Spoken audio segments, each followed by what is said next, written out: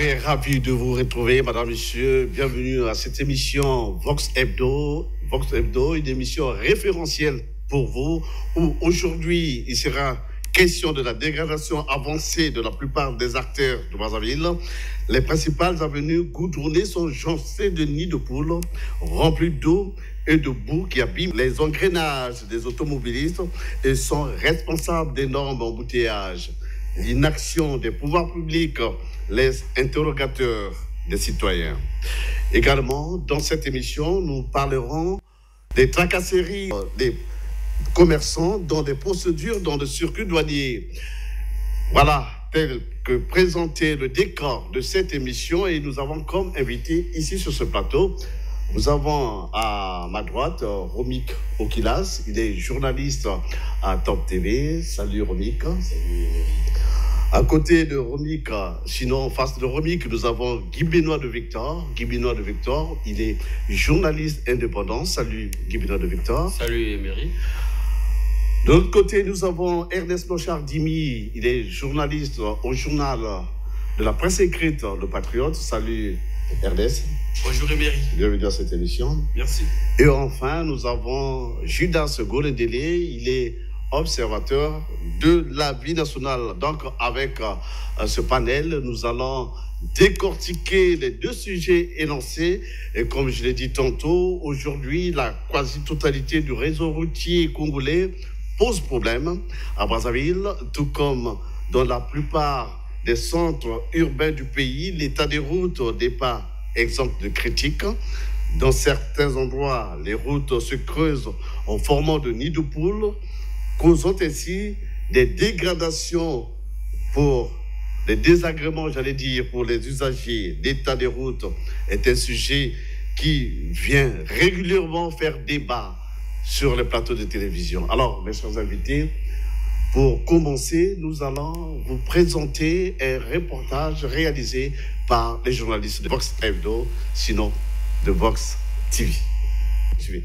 De la municipalisation accélérée, Brazzaville bascule hélas dans la dégradation accélérée. Toutes les avenues ou presque de Foiville sont détruites, au nord comme au sud de Brazzaville. Ici, nous sommes au Château d'Eau, dans le premier arrondissement de Brazzaville. Un gros trou de près d'1 mètre paralyse la circulation entre Château d'Eau et Kizito. Ce taxi paye les frais, parallélisme est hors d'usage. À Moutabala, c'est l'avenue Théophile Mbemba qui est totalement ensablée. Il faut la désengorger le plus tôt possible puisque c'est l'une des principales avenues. Ces jeunes sont à la rescousse.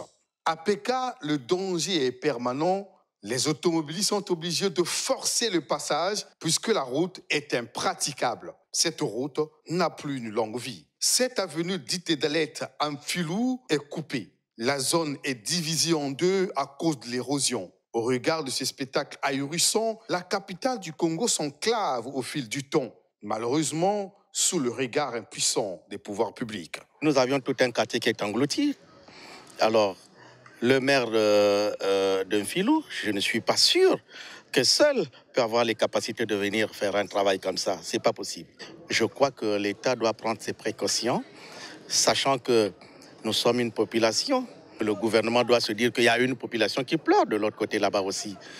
Ces routes ne sont qu'un échantillon à Brazzaville. Tous les efforts consentis par le gouvernement, avec des milliards de francs CFA dépensés pour les 2 municipalisations accélérées de Brazzaville, semblent être des vains investissements. La qualité et l'état actuel des avenues et rues à Brazzaville prouvent à suffisance que la modernisation de la capitale demeure encore un projet sur papier et dans les discours.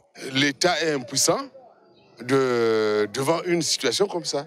Ce n'est pas le manque d'argent. Au moment où ils avaient commencé les travaux de cette route, le pays était dans l'embellie. Dans l'embellie, il y avait beaucoup d'argent. Les problèmes des routes deviennent une préoccupation majeure. La construction, surtout l'assainissement des routes, devrait être au cœur des priorités du gouvernement. Pour marcher vers le développement, il faut emprunter la route du développement.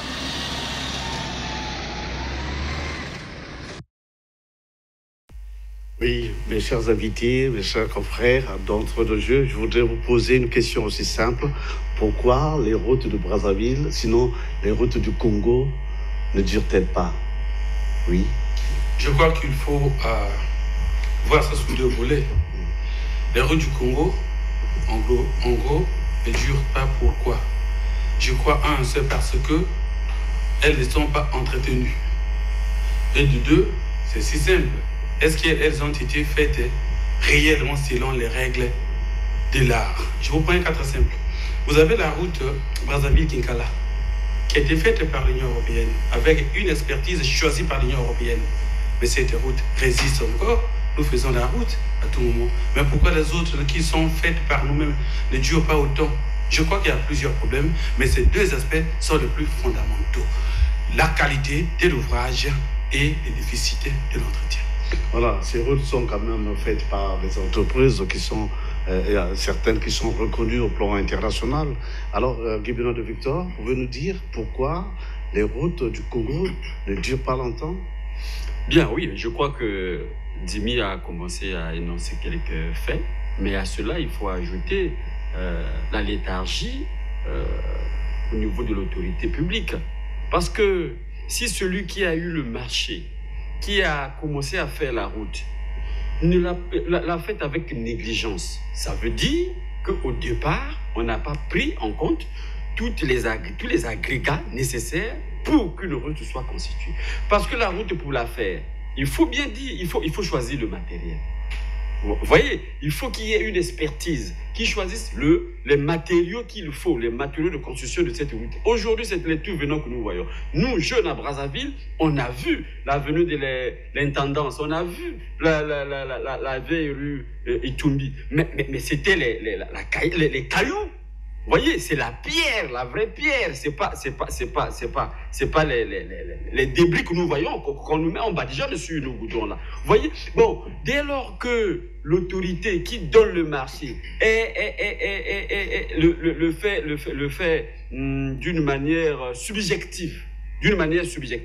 Bon, on appelle les frères, on appelle les amis, on dit, bon, toi, constitue telle entreprise, tu viens et puis on te donne ce marché-là et tu le fais. Celui qui fait parfois n'est même pas expert. Et parce que les experts qui viennent pour y veiller, quand ils détectent les failles, mais c'est à coup de millions qu'on efface le rapport. C'est à coup de millions. Et ça, en le disant, vous savez, tous ceux qui sont passés là comme société de contrôle comprennent ce que nous disons, parce qu'en tant qu'investigateurs, nous avons eu aussi la possibilité de rencontrer ces sociétés de contrôle, congolais, et qui vous disent que c'est l'entreprise de X, c'est l'entreprise de Y. Quand vous contactez cela, il y a des autorités en haut qui interviennent pour qu'on laisse passer. Vous voyez, bon, ce mot-là, il n'y a pas seulement il y a beaucoup de choses qui rentrent en ligne de compte. La complicité, vous voyez, la complicité, le laisser aller, et le manque de matériel et le manque de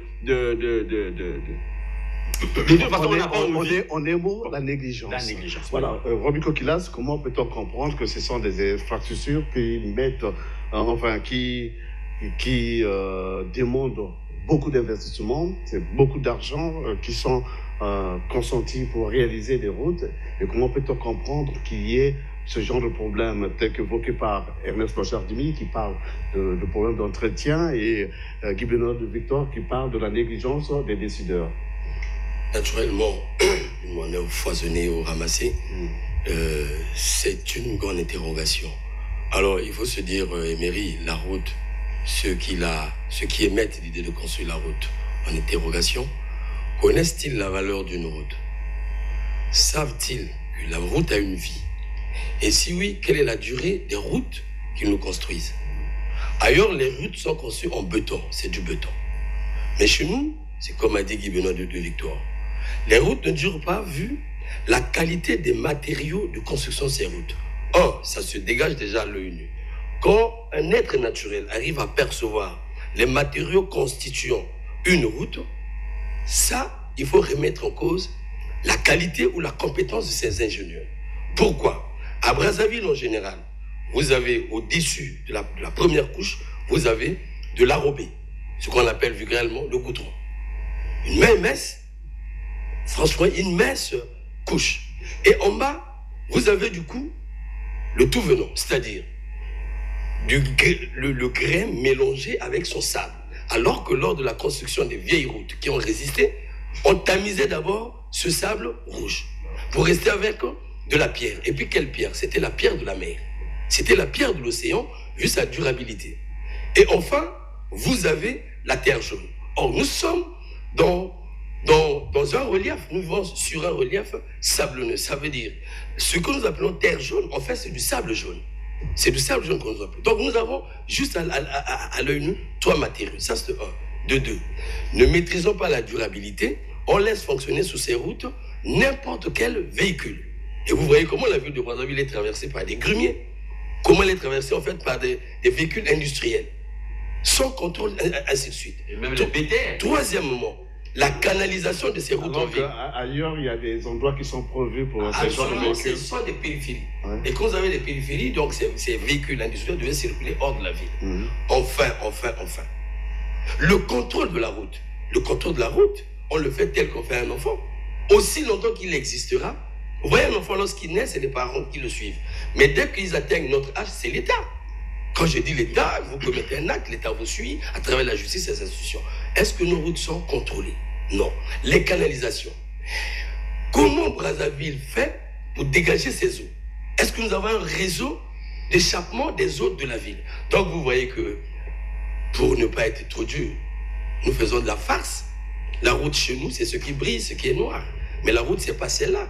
La route, l'expérience de vie d'une route, en tout cas pour les experts, ils m'ont dit, c'est 100 ans. Mais les nôtres, c'est parfois 6 mois. C'est une désolation. Voilà, on va voir l'avis de Gildas Gouredele. Gildas, pourquoi ces routes ne durent pas longtemps? Généralement, la durée, c'est moins de 10 ans, voire même 5 ans. Obargui, là, tu es même très gentil, le fait de parler de 5 ans. C'est dommage quand même, parce que je ne voudrais pas peut-être revenir sur les mêmes mots que mes prédécesseurs. Je voudrais tout simplement dire que, malheureusement, la situation dans notre pays, la manière dont les choses se passent en ce qui concerne justement notre sujet actuel, c'est que ces entreprises, ils ont un problème de professionnalisme. Il y a un manque de professionnalisme, avant tout. Et ces entrepreneurs... Mais je crois que pour les choisir, ça passe par les appels d'offres. Ne vous en faites pas. De Et manière ce choix se fait sur la base de la parentocratie. Ah bon? Les amis d'un tel, les parents d'un tel, ainsi de suite, ainsi de suite. Même les étrangers que Bien nous voyons là? sûr que oui, même les étrangers, parce que les étrangers passent par les individus et ces individus ont leur pourcentage de la démarche. Ah bon? Imaginez-vous, moi je suis allé à Libreville il y a de cela quelques mois, je crois que ça devait être le mois de janvier passé. Vous voyez, de ceux qui connaissent bien Libreville, du marché Montbouette jusqu'au PK8. On peut comparer justement ce tranché comme on peut prendre de Mikalou jusqu'à Kintélé à peu près. Bon, là c'est même beaucoup plus court. Mais allez-y voir comment ça se passe. Eh bien, il y a des structures, des entreprises sérieuses et des entreprises où vous sentez que les gens travaillent avec le sens de responsabilité. Alors, malheureusement, chez nous, vous voyez, les gens, quand ils donnent les marchés, celui qui te donne le marché, d'ailleurs, celui qui donne le marché, au prime abord, lui, son premier souci, c'est son pourcentage à lui. Qu'il ne sait pas que dans ce pays, même les marchés publics, il faut donner le pourcentage à celui qui te le donne. Et les étrangers sont entrés dans ce système. L'affaire de 10%. Aujourd'hui, ce n'est même plus 10%, c'est au-delà de 10%. Ah bon? En dehors de ça, justement, je parlais justement des entrepreneurs qui sont des amateurs de la route, si vous voulez. Les amateurs. les amateurs, je vous en prie, s'il vous plaît. Or, Romik a dit quelque chose de très important. Vous savez, la route, c'est un élément très important en ce qui concerne, par exemple, l'économie d'un État. Aujourd'hui, nous parlons de la crise dans notre pays. Comment voulez-vous qu'aujourd'hui, le pays soit dans une bonne situation économique lorsque déjà les routes ne fonctionnent pas, ça ne marche pas, les routes ne sont pas bonnes? Prenez le cas aujourd'hui de la route du Nord. Prenez aujourd'hui à partir de Brazzaville, de 100 km un peu plus haut, mais c'est catastrophique, c'est alarmant. Je posais la question un peu à Océan du Nord. À l'époque, Océan du Nord, je crois qu'il y avait au moins 6 à 7 bus par jour. Océan du Nord, aujourd'hui, fait combien de voyages par semaine vers Rwanda ou bien même vers Gamboma? Non, c'est quand même dommage. Aujourd'hui, je crois que tous ceux-là qui ont l'habitude justement de gérer ce secteur, ils doivent prendre conscience, ils doivent savoir qu'il s'agit ici d'un bien commun, donc le Congo. Ce n'est pas un bien qui appartient à un individu qui doit faire ce qu'il veut avec l'argent qu'on doit financer pour les problèmes de l'intérêt général. Non, malheureusement, les gens ont le mauvais sens justement du patriotisme. Même l'intérêt général, ça ne les regarde pas, malheureusement. Mais moi, je voulais réagir. Tu veux réagir, le manque de professionnalisme des entreprises, je dis, c'est pas vrai. Ouais. Nous avons des entreprises ici au Congo qui construisent des routes. Et vous allez vérifier dans d'autres États, c'est les mêmes entreprises qui font plutôt des routes qui durent longtemps. Pas besoin de les citer ici. Mais voilà, je ne les cite pas. Je ne les cite pas. Mais c'est les mêmes entreprises qui sont parfois des multinationales, qui ont des succursales ici et là. Vous voyez, c'est des entreprises de renommée internationale. Et quelles sont les conditions de l'attribution des marchés? Quelles sont les conditions de l'attribution des marchés? C'est ça leur qualité, leur expertise. C'est la farce dont font preuve ceux qui se chargent de ces marchés, de leurs attributions, du suivi et autres. Mais n'oublie pas, je vais vous dire une chose. Il y a une chose au Bargui, il y a une chose. Je vais vous dire une chose. Laisse-moi terminer. Tu vas parler. Nous sommes partis au début du mois vers la fin. Ça fait pas longtemps. Je suis parti de Brazzaville à Ouando. Ça ne fait pas longtemps. Mais on parle de la route du Nord qui est dégradée. C'est vrai.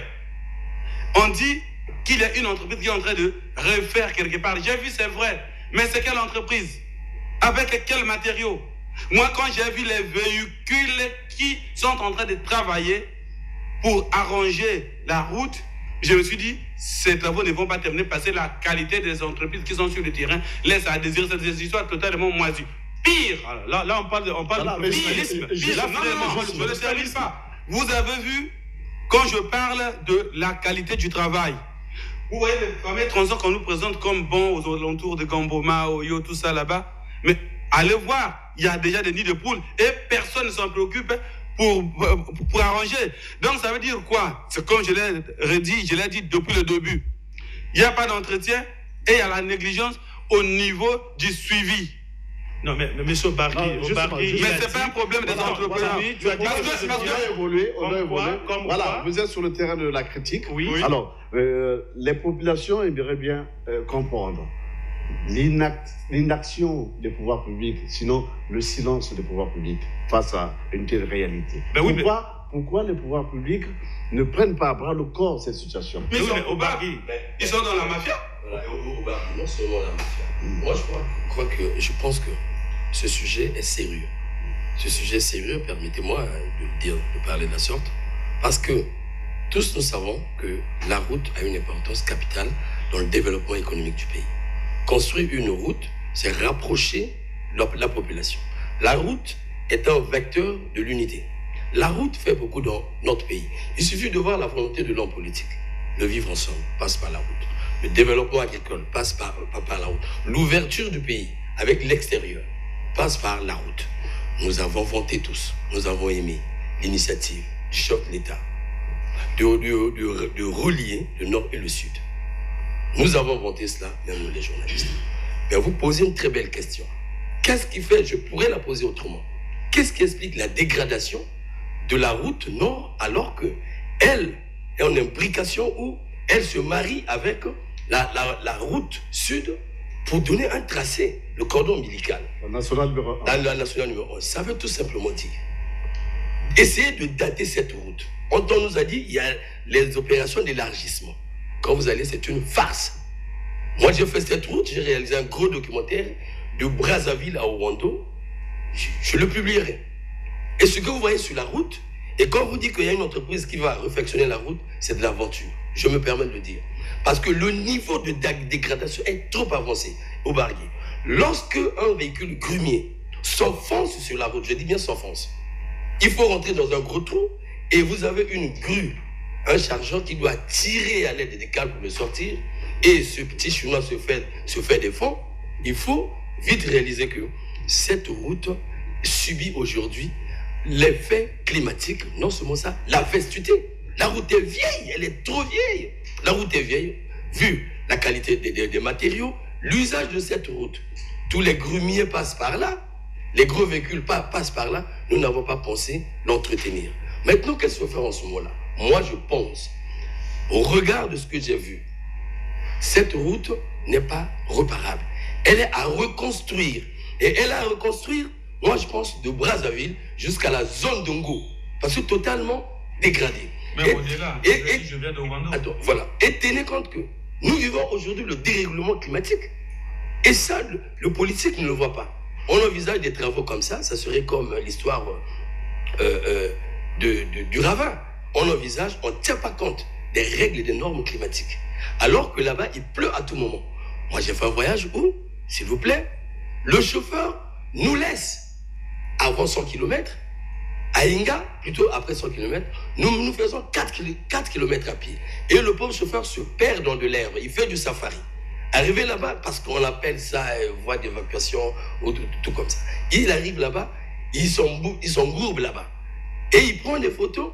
Nous avons attendu pendant 2 heures du temps, dans un village, 4 km après. Et quand il sort, c'est franchement un combattant de la route. C'est un maquisard. Sali, paumé tout. Mais c'est normal, l'Océan du Nord ne peut pas aller là-bas. Mais c'est un manque à gagner, puisque l'Océan du Nord alimente les banques congolaises. Je pense qu'à cette tribune, il est temps d'interpeller le politique, le gestionnaire, ceux qui s'occupent de cette route, de nous dire clairement qu'est-ce qu'il faut faire. Et cibler bien la réponse. Sinon, ça serait des messages politiques qui vont rien arranger. Parce que la partie nord est une des corbeilles du Congo. Allez demander le prix du foufou actuellement. Les gens ne prêtent pas attention. J'ai fait ce reportage. Pour 4 sacs, vous touchez déjà 100 000 francs. Et qui subit? Le panier de la ménagère, le pauvre fonctionnaire congolais. Donc, pour terminer au Bargui, je vous assure, cette route, tant qu'elle n'est pas réparée, sérieusement reconstruite, sérieusement avec les normes actuelles, le Congo va sombrer, surtout qu'il est dans la crise. Voilà, pour ne pas nous qualifier de tous les noms d'oiseaux. Alors, nous sommes à la télévision et nous voudrons bien présenter une illustration de la route du Nord aujourd'hui qui se trouve dans une situation de dégradation très avérée. Suivez. L'état actuel de la route nationale numéro 2 dans son tronçon au Dibango inquiète et laisse abasourdi plus d'un passant. Ici, à hauteur du village Dieu-le-Veut, des bourbiers de grandes envergures se sont formés, empêchant ainsi la circulation. Les usagers ont du fil à retordre. Voilà le cas de la route. Vraiment, ça ne marche pas. Il faut user d'énergie musculaire pour sortir de ce qui conviendrait d'être appelé forte terrestre. Des usagers en sueur se voient parfois être obligés de passer de longues heures, voire des nuits entières, sur place. Depuis qu'à chaque tombée de pluie, la voie se dégrade. Pour traverser ce bourbier, nous endurons des situations difficiles. Nous passons des nuits entières sur cet endroit, parfois avec des mamans qui peinent avec leurs marchandises. À cela s'ajoutent les complications de la force de l'ordre. La situation constitue pour nous un grave préjudice. C'est la route nationale. Les pouvoirs publics devraient avoir un regard sur cet état de choses. Le gouvernement tente quand même parce que la population, mais c'est pas bon. La route étant facteur du développement, l'intérêt de la nationale 2 n'est plus à démontrer, point de vue des certes. De telles situations devraient nécessiter une intervention d'urgence de la part des gouvernants. À cette allure, les populations se demandent quel est donc le bien fondé des péages érigés le long de cette route. Dans la passe, il y a des grands travaux. Il y a des petits travaux. Voilà, Guy-Benoît, vous avez suivi les doléances des populations, sinon les usagers de la route nationale numéro 2. On retient que c'est tout le réseau, sinon la quasi-totalité du réseau national se trouve aujourd'hui dégradé. Alors, la situation interpelle, mais les populations s'interrogent sur l'inaction, sinon le manque de sens de responsabilité des pouvoirs publics. Ok, bon. Moi, je crois que j'allais réagir depuis que Dimi parlait, quand Gildas a parlé du professionnalisme, il voulait réagir. Non, je crois que tout cela, ça fait partie des maux dont souffre notre administration, nos opérateurs, nos administrateurs, vous voyez, notre pouvoir public. Parce que je vous prends un exemple. Si vous avez une idée de la route, de l'avenue Bouitambongo, Vous aviez l'image, c'est tellement l'image de l'avenue Bouitambongo d'avant. Ouais. C'était un bourbier. Oui. Un bourbier. Voilà. Année après année. Il y avait quelle solution on a trouvé? Ah voilà, quelle solution on a trouvé? Voilà, c'est remettre aujourd'hui les pavés. Alors qu'on a mis les pavés, ouais. la route de Bouitambongo devient impeccable, ouais. Jusqu'à un certain niveau. Vous voyez, ça veut dire quoi? Ça veut dire qu'il y a un professionnel qui a pensé, qui a réfléchi, qui pense qu'on peut pallier le bourbier de telle façon, et il a réussi, n'est-ce pas? Bon, donc, partout où il y a des bourbiers, on peut faire pareil. Parce que chez les autres, les routes, ce n'est pas seulement le goudron, le béton aussi constitue le matériel idéal pour construire la route. Vous voyez? Donc, quand il parle de professionnel, oui, ce n'est pas parce qu'on pense que celui qui construit n'est pas problème, mais il n'a pas trouvé l'idée ou le modèle est réel pour pallier à cette chose. Je vais y arriver. Non, attends d'abord, attends. Parce que tu ne peux pas d'emblée dire que le manque de... Parce que vous savez, si vous avez le nom de certaines entreprises ou de multinationales qui construisent les routes chez toi et moi, mais n'oublie pas qu'il y en a aussi qui ont construit, qui ne sont pas les multinationales, qui sont des entreprises congolaises ou africaines, n'est-ce pas? Qui n'ont pas la compétence internationale. Donc, de ça aussi, il faut... Parce que toutes les routes à Brazzaville, par exemple, à Pointe-Noire, ne sont pas construites par les sociétés que tu connais. Il y a aussi les sous-traitances. Il y a les sous-traitances. Donc, il ne faut pas oublier. Bon, maintenant, à propos du reportage, là, à propos du reportage, moi, je veux me poser la question de savoir, bon, à qui se plaint-on? À qui on s'adresse, même nous, là? À qui on s'adresse? Parce que ces bourbiers-là, ils les voient. Tous nous les voyons. Dès lors que la population a vu, ça veut dire que l'autorité a mieux vu, n'est-ce pas? Je voudrais vous renvoyer la question. Oui. À qui incomberait justement la responsabilité de la dégradation des routes au Congo? Mais c'est ça. Et c'est là. Puisque je l'ai posé, tu me la poses. Mais c'est à l'État et à l'autorité étatique. Mais comme nous ne voulons pas faire l'investigation jusqu'à vouloir savoir pourquoi cette route-là, en moins de 5 ans, s'est dégradée, quel était l'adjudicataire de ce marché et quelles étaient les garanties de ce marché, combien elle a coûté et pourquoi elle se dégrade. Comme nous ne voulons pas aller loin, voilà pourquoi nous tournons autour du pot et on va poser les mêmes questions là jusqu'à ce qu'on ne trouvera jamais la réponse. Et c'est à cause de cela que même les parlementaires qui ont le pouvoir de mener une enquête parlementaire, ils ne le font pas. Quand le ministre arrive, par exemple, il survole, la voie d'un Congo est dégradée, comment faire? Et puis le ministre, il trouve les mots pour dire, pour dire et dédire. Bon, en ce moment-là, parce qu'il n'y a pas d'investigation, parce qu'il n'y a pas d'enquête, et on finit parce qu'il n'y a pas la punition, parce qu'il n'y a pas l'autorité qui tape sur la table pour demander les comptes, parce que aussi, il n'y a pas la chaîne de responsabilité bien établie. Donc, quand les pauvres populations se plaignent, nous aussi on se plaint. Bon, finalement, on ne désigne pas, on ne dit pas à qui nous nous plaignons et qui nous interpellons maintenant là. Voilà que bon, personne ne prendra la responsabilité de réparer la route. Personne ne prendra la responsabilité. Ça paraît un peu paradoxal, voilà. Le fait que ces routes-là sont construites. Et il y a des contrôleurs, des marchés qui sont là sur le terrain pour contrôler justement la qualité de l'ouvrage. Mais pourquoi ces sociétés ne sont-elles pas interpellées? Ah ben voilà. Mais déjà, il faut dire, interpeller les sociétés, c'est comme je dis, il y a un tout. Ils ont construit, ils ont déposé. Et quand ils déposent, ils donnent l'offre, ils remettent l'offre à l'État, qui assure le maintien ou l'entretien de cette route. Le Congo n'a pas de services d'entretien des routes. Le Congo demande de l'aide ailleurs pour construire ces routes. Mais actuellement, il y a une direction générale de l'entretien routier. Vous me parlez d'une direction. Sur le terrain, qu'est-ce qu'on voit? Déjà, la ville appartient à la mairie, il faut le dire. Hier, avec le garage municipal, on avait tout. Mais à un moment donné, on a vu la mairie être dotée des petits engins. Et ces engins ont été éclatés dans les petites mairies des arrondissements. Qui ne fonctionnent pas. Pour quel travail? Non, laissez-moi vous dire qu'il y a du travail. Mais à quelle échelle? Il faut attendre, par exemple... Attendez, il faut attendre, par exemple, qu'il y ait du sable abondant au petit pont Mikalo et on fait descendre le chargeur. Mais mais à Poto-Poto, on fait quoi? Ça, c'est Mikalo. À Poto-Poto, on fait quoi avec ça? Quand vous avez le travail ne se fait pas. Attendez, je vous en prie. La route appelle... Attendez, la route, je vous en prie. Je vous en prie. Je vous en prie. Ça va paraître, je suis en train de parler, attendez. La route, c'est comme une maison en étage. C'est comme les infrastructures. Je vais vous démontrer combien nous sommes négligents. Nous parlons de route. Construit, abandonné. et on a célébré. Le pays a été maillé des infrastructures routières. On a applaudi. Négligence, la conséquence est là. Allez voir la tour, c'est une belle réponse. Construite, abandonnée. Le froid ne fonctionne plus et les ministères ont fermé. Les ministres sont obligés de tenir les conférences de presse avec nous dans d'autres salles des hôtels. C'est un comportement national. Toi et moi qui débattons de ces questions, c'est ça qui est dans nos gènes. Ça, on ne doit pas faire un procès, mais c'est le Congolais. C'est ce que nous appelons les anti-valeurs. Voilà, merci. Voilà. Merci. Alors, nous allons souffler un peu le temps, justement, de pouvoir regarder comment nous allons avancer dans cette émission. Alors, nous repartons de l'autre côté de la régie pour une plage publicitaire.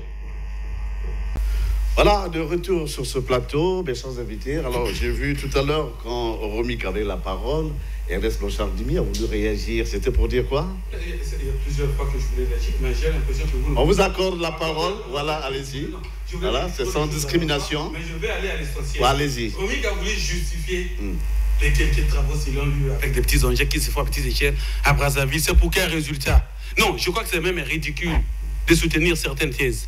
Nous parlons ici des grands problèmes, les grands problèmes. Vous pouvez être son avocat, moi je ne retire pas, je comprends ce que je dis. Je compris une chose. Il a voulu nous justifier les petits engins selon ces termes. Non, vous n'avez pas compris son idée. C'est sur le plateau qu'on va. Le matériel n'existe pas. La mairie n'a pas du matériel d'entretien des routes, c'est ce que j'ai voulu dire. Mais vous avez justifié des histoires. Mais non, vous n'allez pas le charger. Non. Je ne les charge pas. Je ne les charge pas. Romy est responsable. Je peux vous aider à le redire. Je voudrais plutôt dire ceci. Quand nous arrivons aujourd'hui à nous focaliser sur l'entretien, Romy également l'a dit. On se focalise sur l'entretien. Mais est-ce qu'au départ, le travail était bien fait? Non. Non. Une route peut ne pas être entretenue pendant un certain temps si elle était bien faite. Elle prendra quand même un peu de temps. Mais au départ, les services de contrôle sont complaisants. Ils sont de mèche avec le constructeur. Et qui, quand vous fouillez, je crois que c'est Guy Benoît qui l'a dit, le constructeur, c'est un étranger. Mais quand c'est l'entreprise d'intérêt, petit, vous mettez la tête dans un problème qui va vous coûter cher. C'est comme ça, on fait des enquêtes si on sait ce qui se passe. Ensuite... Et parfois, on dit vos enquêtes vont vous emporter. Voilà. Quand on est à ce stade où, à l'origine, c'est mal fait, ce n'est pas contrôlé, on ne s'attend pas à grand-chose. Nous suivons tous les réceptions des ouvrages ici. Après la construction, ils émettent les réceptionnistes. Le gouvernement émet parfois des réserves et donne des délais aux entrepreneurs pour effacer les réserves, c'est-à-dire des défauts ont été constatés à la remise d'une route, par exemple. Et on dit à l'entreprise que tu dois nous faire ça dans 3 mois. Mais quand Jimmy Ernest Blanchard, reporter, répare là-bas après 6 mois, c'est tel que c'était laissé. Donc l'entrepreneur n'est pas reparti. Eux-mêmes, le gouvernement qui avait donné à l'entreprise l'ultimatum pour ses réserves ne s'en préoccupe plus. Maintenant, la charge revient à qui? Le pouvoir public, c'est trop vague. C'est le gouvernement. C'est le gouvernement. Et je dis une chose, c'est que nous avons eu de l'argent dans ces pays. On a mal fait les choses. Et maintenant que tout le monde dit qu'il n'y a pas l'argent, je ne sais pas, on peut parler. Est-ce qu'on aura la solution? Je ne pense pas. Vous avez dit que la responsabilité des voiries urbaines incombe à la mairie. Je crois l'un de vous l'a dit. Alors, justement, pour vouloir colmater les nids de poules, la mairie de Brazzaville a fait recours à une société qui est en train de boucher ces trous, les nids de poules, avec du ciment. Alors, la question que le commun de mortels voudrait connaître ici, voudrait savoir, est-ce que le goudron et le ciment font-ils bon ménage? Observateur. Bon, je ne suis pas expert en la matière, mais je me sens tenté de dire que déjà, on ne peut pas, si vous le permettez, rafistoler les routes comme ça, si c'est déjà du ciment. Soit vous avez, carrément, vous détruisez le goudron, qu'on appelle le macadam, soit vous essayez de rafistoler toujours avec le goudron. Parce que quand vous faites ce mélange, ce qui est sûr et certain, c'est qu'à l'avenir, ça va tout se dégrader. Mais entre-temps, ce qui reste à savoir, est-ce que le dosage par rapport au ciment, est-ce que le dosage est respecté? C'est ça la question qu'on se pose. Vous voyez, malheureusement, dans tout cela, l'autorité, pour lui, ça ne lui coûte pas, ça ne lui fait pas grand-chose, dans la mesure où, déjà, quand on donne le marché à une entreprise, là vous parlez justement d'une entreprise que la mairie a prise pour justement rafistoler les... Oui, mais est-ce que cette entreprise, c'est des professionnels? Cette entreprise, sans cahier de charge, cette entreprise a été financée à hauteur de combien? Est-ce que la mairie peut respecter justement le contrat avec cette entreprise? Et cet entrepreneur travaille-t-il librement? N'a-t-il pas des injonctions de certaines autorités qui justement ont aussi besoin de pourcentages? Et cette entreprise, pour que la mairie le recrute, y a-t-il eu un appel d'offres? Ou bien c'est juste toujours le cas de la parentocratie? Déjà pour vous dire que rien qu'à voir la façon, la manière dont travaille cette entreprise, en tout cas il y a matière à réflexion. Sur quelle base vous le dites? Voilà, parce que, vous voyez, déjà c'est un vieux véhicule qui est là, pick-up, qui a du mal même à faire la montée. Voilà, c'est déjà un problème. Il faut même acheter du ciment dans les petits dépôts et oui, tout. On détaille, on a l'impression que c'est carrément... Non, avec quelques bidons de 25 litres. Enfin, vraiment, c'est quand même dommage. On ne peut pas, une ville capitale, quand même, Brazzaville, c'est... Enfin, n'oublions pas que c'est quand même... À l'époque, c'était quand même la capitale de la France. Merci de nous avoir rappelé. Voilà. Tu sais... Moi, j'ai horreur des gens qui se retraitent toujours dans une sorte de... Tu es libre, on ne peut pas parler du présent sans penser à l'histoire, monsieur. Au lieu de regarder l'avenir et le présent, il repart là-bas, capitale France, lire. Non, mais une manière c'est de l'histoire, c'est le récit des événements passés. Moi, je voudrais seulement dire ceci. Je vois comment le monsieur, en combinaison bleue, est en train de rafistoler le goudron avec les doigts. Vous croyez que... Voilà. Une capitale, non, c'est quand même ridicule. C'est ridicule. C'est du Bambi, c'est du papa. C'est la même chose que fait un cordonnier pour arranger la chaussure. Vous voyez? Avec les doigts... Non. C'est-à-dire que c'est du à peu près, c'est du provisoire. On ne peut pas construire un pays dans la logique du provisoire. Apparemment, c'est un maçon. Est-ce que tous les maçons sont constructeurs de route? Parce que moi, je ne sais pas, on recrute les maçons. Est-ce que tous les maçons sont... Parce que lui, c'est un maçon, je vois là. Hein, parce qu'il a mis... C'est quand même au vu au-dessus de tout le monde. Voilà. La route a été construite par une grande entreprise. Moi, je pense qu'il y a des entreprises appropriées pour bander, pour rafistoler les routes. Rien que l'image trahit, dégage même la négligence que nous avons. Je ne sais pas comment un maçon peut se retrouver sur un macadam qu'il ne peut pas préparer même du béton. Il ne sait pas comment préparer ce béton. Et vous voyez bien, il place des fers comme si il était sur un trou de toilette, ainsi de suite. Et puis, depuis quand on mélange, dans quel état on mélange du ciment avec, s'il vous plaît? Et là, ça veut simplement dire que nous voulons réparer dans la même négligence. Et quand vous lisez le nom de l'entreprise, et on vous dit chez tout superstar, moi je ne connais pas cette entreprise. Je ne la connais pas en tout cas à Brazzaville pour son mérite. Alors, allez-y comprendre que nous allons, ça s'affiche là, nous allons perdre ce bijou-là. Le peu de trous là va nous faire perdre tout. Non, ce sont nos routes. Ça fait mal au Bargui, vous voyez que nous parlons avec émotion parce que... l'argent du contribuable. Non seulement l'argent, nous voyons les villes des autres. Kigali s'était détruit récemment. Et les Rwandais nous ont aidés dans ce pays. En combien de temps ils ont reconstruit la ville? Mais essayez de voir. Mais ils n'ont pas fait la magie. Mais chez nous, vous avez encore, je ne sais pas s'il faut l'appeler ouvrier, mais qui a pris ce monsieur-là à réaliser ces travaux? Qui? Mais il faut qu'on le cherche, nous sommes la presse. Merci. La situation devient de plus en plus très pressante. Existe-t-il des solutions visant à doter le pays des routes de qualité?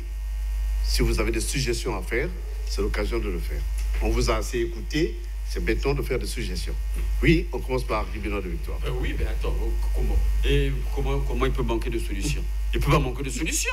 Dans la mesure où vous allez seulement à Kigali comme il a dit. Hein? Pour vous voir comment les autres ont fait. Il suffit seulement de copier ce que les autres ont fait. Et avec quel entrepreneur on a construit Kigali? Et on a l'habitude d'aller à Pékin.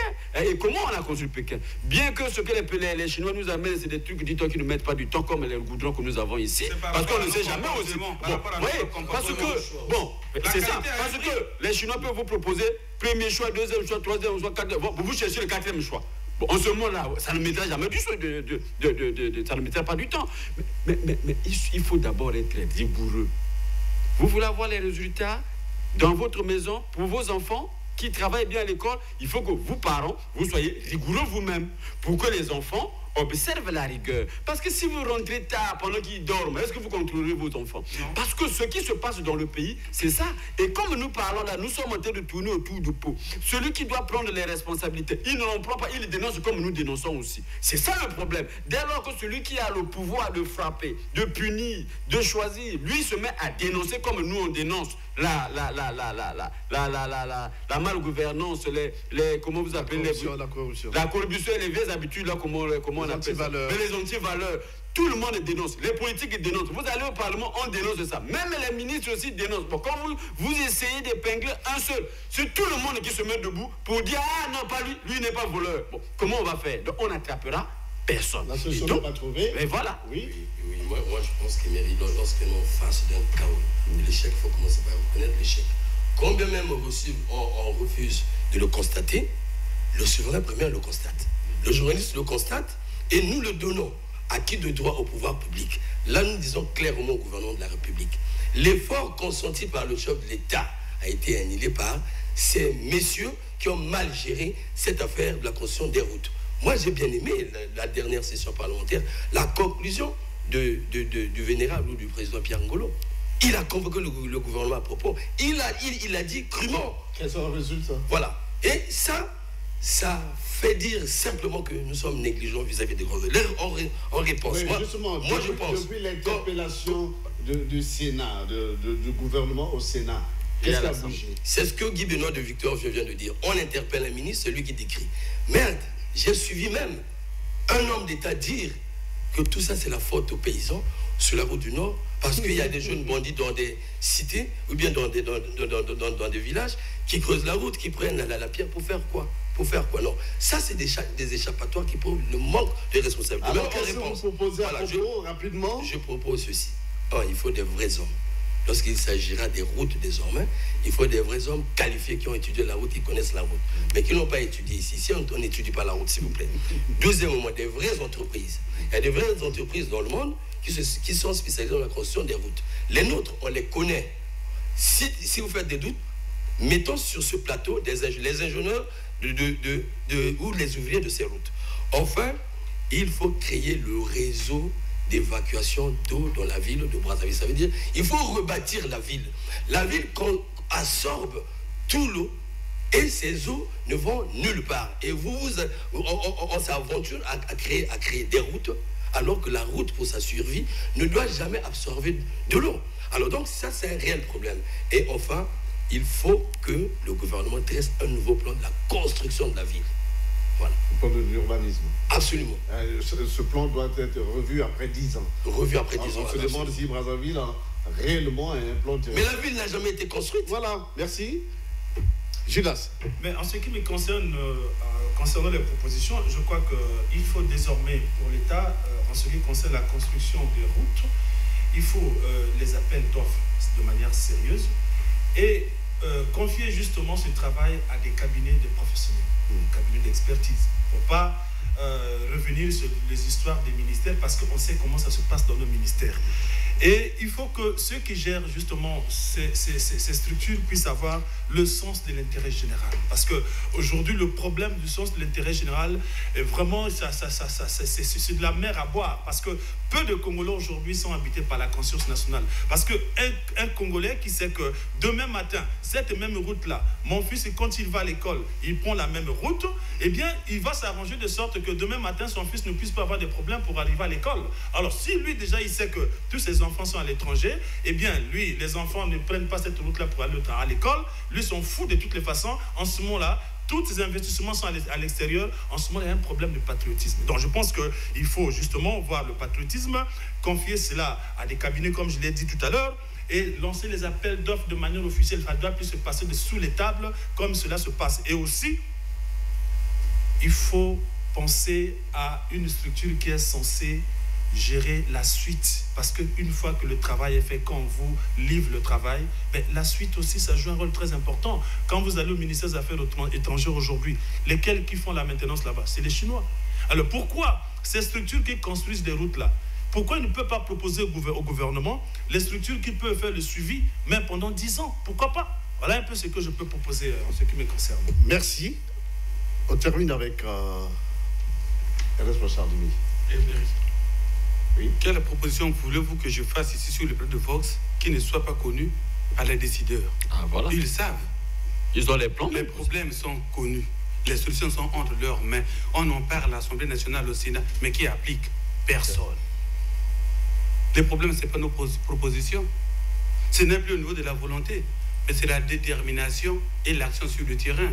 Je comprends, hein, les rafistolages, Bamissa Lipapa que le maire de Brazzaville est en train de faire. Parce que sinon, tout va partir. Il fait avec le moyen qu'il peut avoir. Mais la solution, ce n'est pas cela.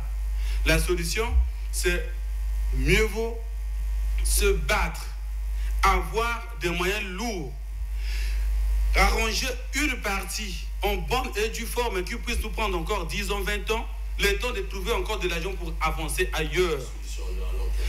Quand nous parlons de la route du Nord, moi je vous ai dit, on a construit entre Gamboma et Oyo. Ça fait combien de temps? Ça ne fait pas 4 ans. Mais elle est aujourd'hui, pendant qu'on veut encore faire là-haut, c'est totalement dégradé. Les solutions, c'est le sérieux.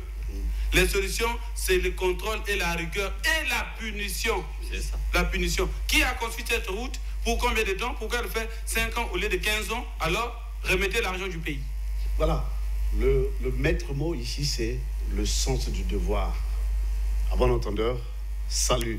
Alors, nous allons aborder à présent le dernier volet de cette émission avec le peu de temps qui nous reste.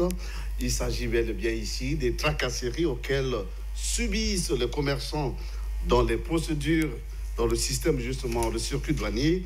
Les membres du Bureau national des commerçants du Congo sont allés à la rencontre de la direction générale de l'administration douanière pour exprimer justement leur doléance. Suivant ce reportage.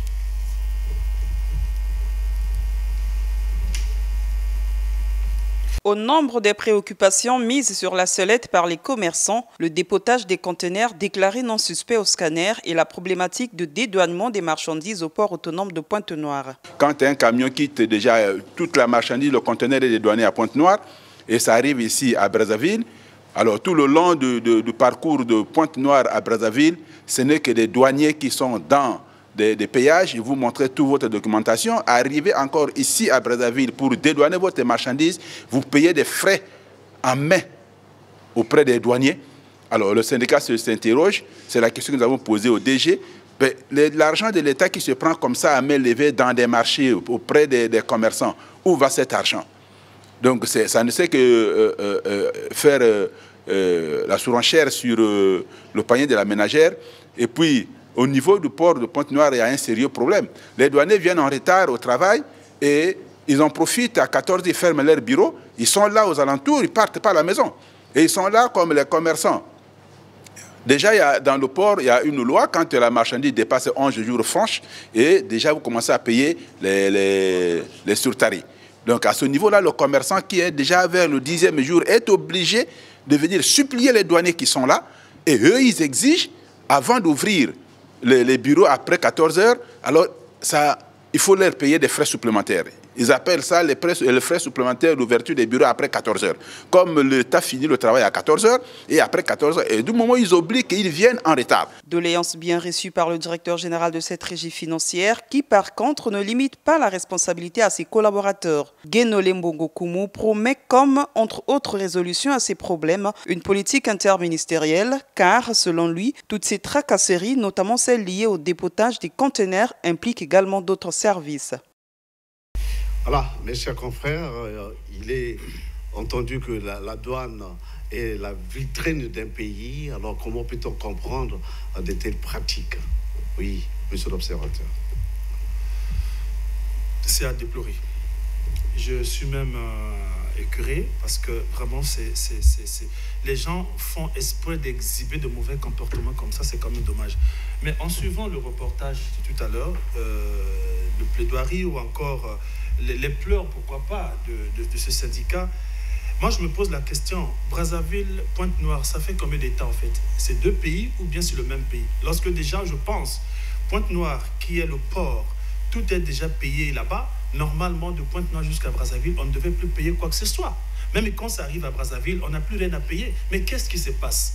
C'est la question qu'on se pose aujourd'hui. Est-ce que, lorsque déjà les douaniers se permettent de dire qu'à 14h, évidemment à 14h on doit fermer les bureaux parce que l'État ferme à 14h. Mais d'où vient justement ce concept-là de les primes d'ouverture de bureaux, de réouverture de bureaux après 14h? Mais attends, non, on ne doit pas faire comme ça. Nous sommes quand même un État et l'État a des normes, a des règles. Et ces douaniers, c'est des gens qui ont un contrat avec l'État. En contrepartie, qu'est-ce que l'État fait? L'État paye ses douaniers chaque fin du mois. Mais qu'est-ce qui fait que les gens là pensent qu'eux, ils doivent gagner plus que l'État? C'est pas logique. C'est pas logique du tout. Et quand ça se passe comme ça, vous voyez, à Brazzaville, ça ne nous arrange pas. Là, vous voyez, le pain, ça devient rare lorsque déjà la farine, pour que ça arrive à Brazza, si les douaniers font des caprices, c'est un problème. Vous voyez, j'ai vu une fois ou plusieurs fois d'ailleurs, un conteneur qui arrive de Pointe-Noire et à partir du pont de Djoué, les douaniers suivent ce conteneur jusqu'à Poto-Poto. Et quelquefois, ils appellent leurs collègues qui sont soit au niveau de la direction générale en disant, voilà, attention, il y a un conteneur qui arrive à Poto-Poto dans telle rue, tel numéro, allez-y là-bas. Et quand ils arrivent là-bas, ils obligent justement à cet opérateur économique de leur payer de l'argent. Non. Moi, je ne parle pas des antivaleurs parce que c'est un discours qui est tenu par beaucoup de gens qui, malheureusement, sont dans les antivaleurs. Je parle plutôt, il faut que les gens puissent avoir au moins le sens, comme vous l'avez dit tantôt, le sens de responsabilité et l'amour de leur travail. Parce que non seulement ils doivent s'enrichir pour eux, ils sont censés travailler pour l'État et non pas seulement pour chercher à remplir leur poche. Voilà. Ce qui est aberrant, vous savez que c'est des gens qui sont au service de l'État. Et pourquoi c'est aux commerçants, aux sujets de payer leur prime tel qu'exigé, tel qu'exprimé. Est-ce que ça existe d'abord ce prime-là? Voilà, on parle de la parafiscalité. Je pense, Emery, ça nous permet de comprendre la raison déjà du départ de l'ancienne équipe de la douane. Ça, il faut le dire clairement. Le travail qui reste à faire, c'est cette race de douaniers. Et vous voyez bien que le nouveau directeur, que je ne connais pas, en tout cas le nouveau directeur que je ne connais pas, a du pain sur la planche. Franchement, il a du fer entre sa main. C'est tout un réseau, un vieux réseau qu'on connaît. Je ne vais pas encore développer parce que tout le monde sait. Mais le douanier, effectivement, c'est celui-là qui exhibe sa famine à n'importe qui. Combien même il est très riche. Mais c'est ce qu'il vient de démontrer qu'il ne connaît pas le douanier dans ce pays. Je les ai suivis à la télé, quand vous voyez les âges. Ils sont tous gros, ils sont plus gros que leur directeur général actuel. Mais tout simplement parce qu'ils doivent évoluer dans ces pratiques. Ils oublient que le commerçant, c'est droit. Comment fustiger un Congolais? Comment faire souffrir un Congolais pour ses propres biens? Je dis bien personnel, parce qu'il s'est engagé dans le commerce, il achète avec ses biens, mais il doit jouir des biens de l'État. L'État doit exonérer l'État dans l'accompagner. Qu'un individu s'érige en douanier, ça veut dire il utilise la force publique à ses fins personnelles pour ranger le Congolais, pour détruire le Congolais. C'est quel État, s'il vous plaît? Moi, je pense que face à ce phénomène, ce syndicaliste doit continuer le combat. Il ne doit pas s'arrêter à ses instances. Il faut qu'il aille jusqu'au Sénat. Il faut qu'il aille un peu plus loin. Parce que la mission de la douane aujourd'hui, du ministère des Finances, c'est de nettoyer ce réseau-là. Il faut que ce syndicaliste aille plus loin. Si bien, si possible, saisir le cabinet du chef de l'État. Merci. Guy Bédard de Victor. Oui, merci beaucoup. Bon, vous savez que c'est tout cela. C'est toujours ahurissant de suivre ce genre de propos tenus par les syndicalistes devant le DG de la douane. Malheureusement, nous nous posons toujours la question de savoir à qui s'adresse-t-on. Parce que ces antivaleurs sont décriées depuis la tête de l'État. Oui ou non? Tous les Congolais, à leurs rangs et grades, savent que tous, nous sommes animés des anti-valeurs. Bon, comment faire? Je crois, Romik vient de le dire, si l'ancienne équipe est partie, c'est parce qu'on a dû égrener quelques failles. Bon, maintenant que le jeune arrive, j'espère qu'il a du punch, j'espère qu'il a de l'énergie pour corriger ce qui est tordu. Parce que les douaniers qui travaillent au port n'est pas un corps à part, ce sont des agents de l'État. Et il faut savoir que les douaniers sont un corps paramilitaire. C'est un corps paramilitaire. Comment, vous avez déjà vu un corps militaire fermé? Un corps militaire fermé, on a fermé parce qu'il est 14 heures. Il n'y a plus, on ne peut pas parce qu'il est 14 heures. Est-ce qu'un hôpital peut fermer? Les services à rendre. Bon, est-ce que la radio, la télé ferme les portes parce qu'il est 14 heures? Mais si le corps militaire, ils ont été préparés pour travailler en rotation. Parce qu'au port, le port, c'est un service public transversal. Parce qu'au port, on y trouve beaucoup de corps de métier. Ça veut dire quoi? Si les douaniers s'arrêtent à 14 h, mais il y a les autres qui sont, comment vous appelez, il y a les barils qui sont là aussi. Il y a les entrées et les bateaux peuvent arriver à n'importe quelle heure. Les bateaux n'arrivent pas au port de Pointe-Noire seulement le matin. Mais c'est une frontière. Est-ce qu'on y entre à Pointe-Noire au Congo que le matin? Comment les douaniers peuvent arrêter de travailler à 14 h et on dit qu'après 14 h, c'est les heures supplémentaires? Mais si c'est cela, pourquoi ne pas faire des équipes rotatives? Il y en a qui commencent le matin, les autres prennent à 14 h ou bien à midi jusqu'à 17 h. L'heure de fermeture des frontières. Parce que si on ne fait pas comme ça, mon cher ami, nous allons droit contre mur.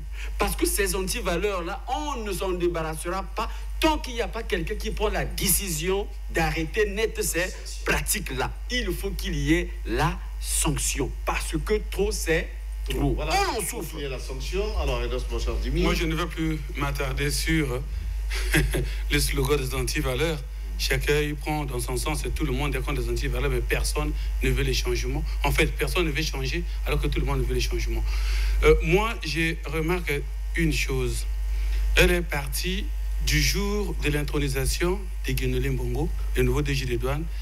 Quand j'ai vu, je peux dire des rapaces de la douane à la direction générale vociférer parce qu'ils n'étaient pas contents effectivement de ces changements-là. Ils ont vociféré. Ça veut dire qu'ils voulaient toujours entretenir leur réseau. Mais ce qui se passe aujourd'hui ne m'étonne pas. Et ce qui m'inquiète le plus, j'ai suivi la chute du reporter. Je suppose, qu'est-ce que le DG a dit? Mais c'est inquiétant.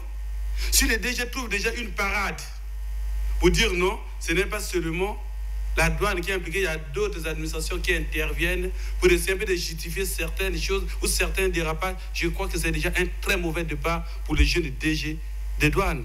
Il doit mettre de l'ordre dans son secteur. Maintenant, si après qu'il ait mis de l'ordre à la douane, on constate qu'il y a les gens, comment on les appelle, les autres du port autonome ou de quoi, qui font la pagaille, on verra et ça sera la même chose. Il sait qu'il a remplacé un éléphant à ce poste.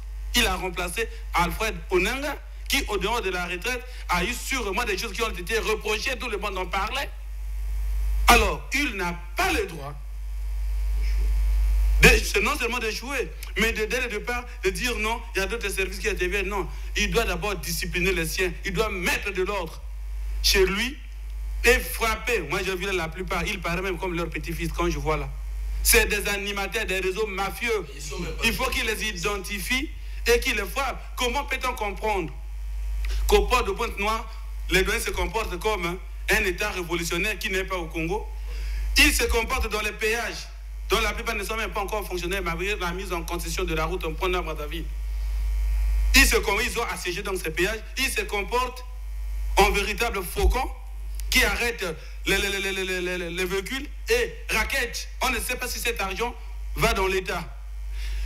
Ils continuent jusque dans les grandes villes et suivent les conteneurs jusqu'au lieu où on va décharger la marchandise pour réclamer, mais sans les reçus du trésor public ou de la douane. L'argent va où? Il faut mettre fin à ça. Et Guénolé Mbongo doit savoir qu'il a du pain sur la planche et qu'il n'a pas droit à l'erreur, parce que dans cette période des vaches maigres, les douanes sont la mamelle nourricière de l'économie nationale.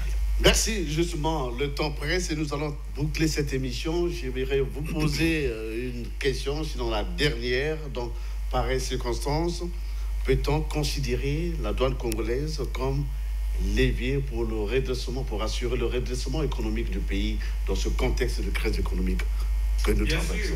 Rapidement. À condition qu'elle soit bien gérée et que les deux yeux ne se voient pas comme un petit-fils de ces rapaces que je vois là, mais qui se considère comme un directeur issu et qui émane d'une autorité suprême. Il a le devoir de mettre la discipline. S'il met la discipline, s'il s'impose, qu'il ne voit pas son gabarit, qu'il ne soit pas influencé par les grosses personnes qu'on voit. Bon, on va voir que l'argent va rentrer et les douanes vont permettre à l'économie de se relever. Merci, Guy Benoît de Victor.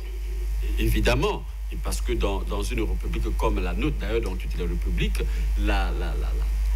pour renflouer les caisses de l'État, le trésor public, principalement, c'est la douane et les impôts. Et les autres menus recettes arrivent en appoint. Et donc, mais pour que la douane fasse son travail, il faut qu'il y ait de la rigueur, il faut qu'il y ait des hommes intègres à la tête des services de comptabilité, des services qui récoltent de l'argent pour le compte de l'État. Sinon pas, zéro cao-cao. Zéro cao-cao, oui. Oui, la douane, en tout cas, ne peut pas s'échapper de cette logique. Le Premier ministre, il y a quelques jours, ou bien quelques mois, avait parlé des nids d'argent. Donc, des niches d'argent. Merci Demi. Effectivement, c'est la douane. On appelle ça le fisc.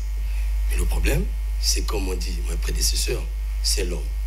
Il faut que ce directeur général nous démontre sa puissance. Les instruments de l'État sont là. Il faut qu'il y ait de la sanction. Il faut qu'il y ait des arrestations. Parce qu'il s'agit du vol. Il ne s'agit pas des biens publics. Il s'agit, quand on vole l'argent de l'État dans ses poches, ça devient criminel. Donc on veut voir, la presse va accompagner cela. Merci. On va terminer avec Judas Gorodeli. Oui, Obargue, je pense qu'il faut reconnaître que tout ce qui se passe jusqu'aujourd'hui, c'est parce qu'il y a un système. Et le gros problème, il faut carrément arrêter le système. Et ce système-là ne date pas d'aujourd'hui. Et je pense qu'il faut revenir sur les fondamentaux du pourquoi de la création justement de ces services, le cas de la douane ou la fiscalité en général. Oui, parce qu'il faudrait que... Parce qu'il y a beaucoup de douaniers, peut-être, il y en a de ceux qui sont entrés par le claustra et tout, qui sont arrivés comme ça, qui pensent que la douane, c'est pas pour travailler, c'est pour s'enrichir tout simplement. Donc il faut qu'on arrive à les rappeler justement les fondamentaux justement du pourquoi de l'existence de ce service en ce moment-là.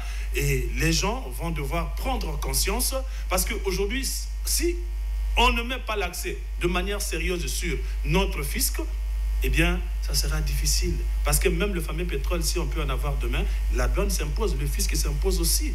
Quand on parle du bois, il y a tout ça dedans. Donc, il faut que nous prenions au sérieux notre système fiscal à ce que, finalement, nous puissions quand même sortir de l'auberge. Sinon, ça ne marchera pas. Quand la plupart des douaniers migrants, vous comprenez que la douane va marcher. Merci. Alors, nous sommes arrivés donc au terme de cette émission. En tout cas, vous avez... suivi du début jusqu'à la fin. Nous sommes partis de dénonciation en dénonciation et à la fin, nous sommes arrivés à faire des propositions. Nous croyons que chacun de vous aura tiré son épingle du jeu pour justement en tirer les conclusions. Voici donc... c'est ici que nous mettons un terme à cette émission. Merci pour la réalisation qui a été tenue par Christian Zedong Lenyongo. Nous avons bénéficié de la partie technique de Chanis Ekaba, Christelle Ondongo, Guiblaise Loussakweno. Merci le tout sur la supervision de Jésus Sony. Au revoir et à la prochaine occasion. Merci.